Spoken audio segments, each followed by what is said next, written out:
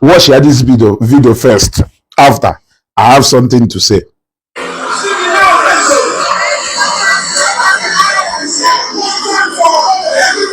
Mazi Dibia, I'm very, very disappointed at you. Yeah, Mazi Dibia, you don't fall my hand. I swear to God.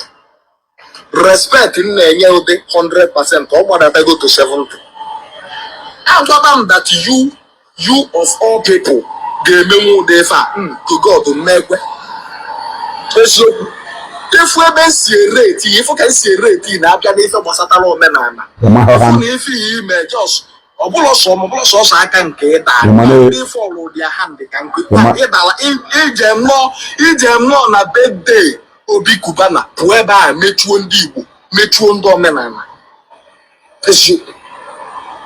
Yeah, Makano Obi Kubana Diego, Kiji way, Kori Kenga, Woke Moko, Isiago. What did you do? Call Moki Beganana, or Nazo Yob and Abu. Makano Diego. Makego, Kid well, wow, Bunana. Atalo Bikubana. Bikubana is an Abuja base, or tomboy, Indomie generation. On what he formed was at all. I even say, I don't show on a more menana. On Doka, so if he was area, no one blame who book you what all the 10 and evil to Buji. And also be up as I was here with Koluki and Yalopano Coop, and Mokoye, Buemoko left. Make it your warm again. I even Kanayo was disappointed. If I can find, yeah, hey,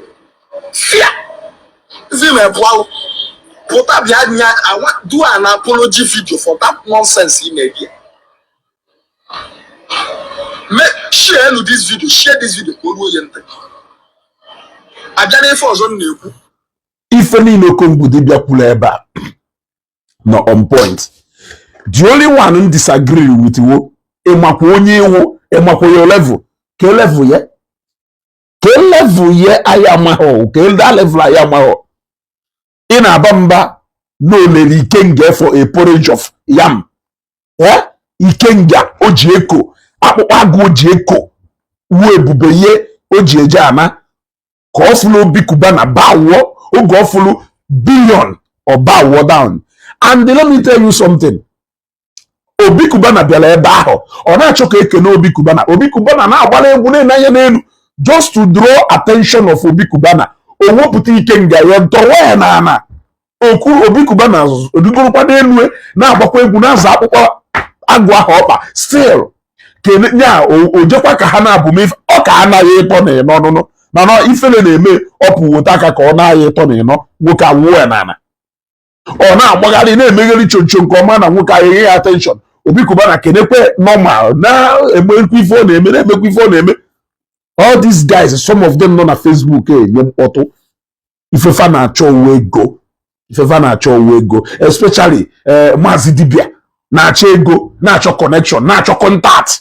All for the Mehanacho, on ya patalo, the bone if not a mifi, Fuyo Buni Siago, Buniakupe, you didn't come Hakagono, Orlandia, Comana, a notice here. They phone on a bed do Bikubano, Doka millionaire, just to get attention of Obikubana. You will King Gago, Tawari and Anna. Ogi Jenen, your Zotokoya, Ile Fidu, yeah, Ile Bubu as woke, Ile because of Nacho, power and fame. Go, I say that first, you know, and Maconi as ndigbo, only but you go emenka, ndigbo you go cut you go emenka, Obikubana, we feel name call name, or we feel name call name, he single-handedly built an Anglican church. No, Babeha, are you not aware? So he can get a hate on and go on when yesterday, no, and we say thank you for a job well done. Go ona na sa akpiri ogologo o ifufu dị n'ime ụlọ akpiri ogologo Okongwu Dibia na asị na ọ na-enye 24 hours iji wee apologize to ndị Igbo onye na-achọ afọ ya onye ma na ọ na-achọ afọ ya na-achọ connection na-achọ contact ndị mmadụ na-azọgharị na-achọ so ebe ọ enweta attention.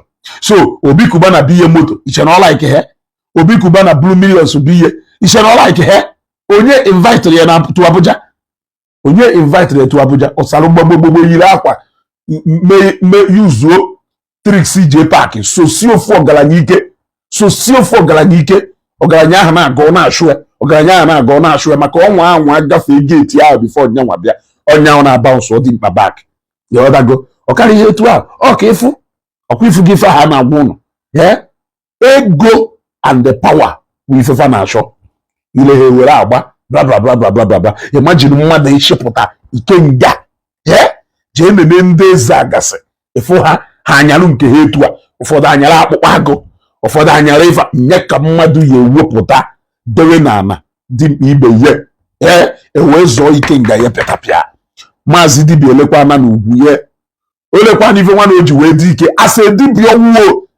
dibia ọwụ maka ọkwọ dibia ka ọwụ a na-akpọ Mazi Dibia unu eche na ife ahụ afọ na-aza ọkwọ dibia ka ọwụ ọkwọ confirm dibia ka ọwụ. So Okongwu Dibia 24 hours ị na-enye you are wasting your time because these guys are money hunters ka ha these guys are ego wifefa na-achọ. They are looking for money, they are looking for fame, they are looking for contact, influence, all ifefa na-achọ. And they can do anything just to get what they are looking for. So only the worst part of it is the kind of snobbing, the kind of disregard Obi Kubana nyere. Ma otu ka ozugbo ọ tọrọ ya ikenga ahụ wuru Obi Kubana mari onyo ife ọka emewe ọ na-ayị ịtọ kushie ya ọgbagharịa buo amansi Obi na-eri anya normal as n'ọfụrụ ịghọtago Obi gradiri ye ebe o gradiri Obi furu ya na onye awụ a content creator nya ndị dị socialite like Ode Jinjim like J-Pack and the hype man like Kelafe Otabafa Kelafafa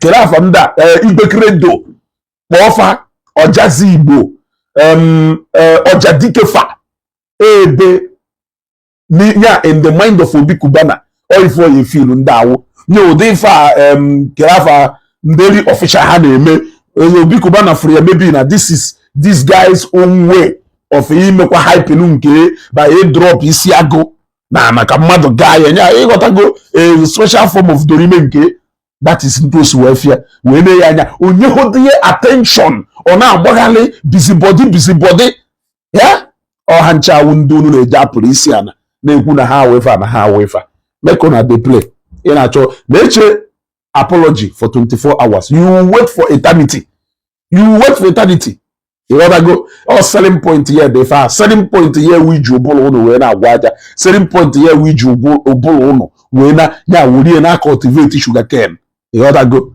where you for so there ba ikenga yo ki koje if iji aba if o na emi ikolu puta no obo edoko odego nya ki wo the drop oru nwoke ibe na no so yo